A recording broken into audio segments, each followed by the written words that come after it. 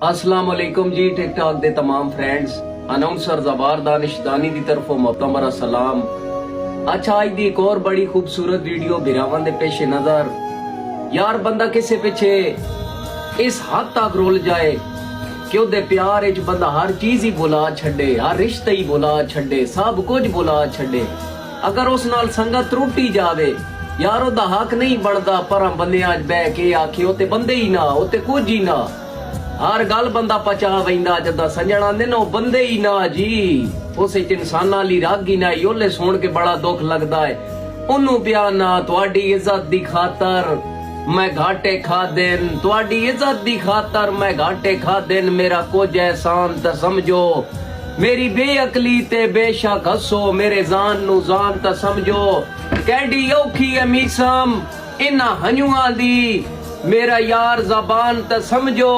मैं ये नहीं आता मैं लगदा समझो, पर यार इंसान त समझो।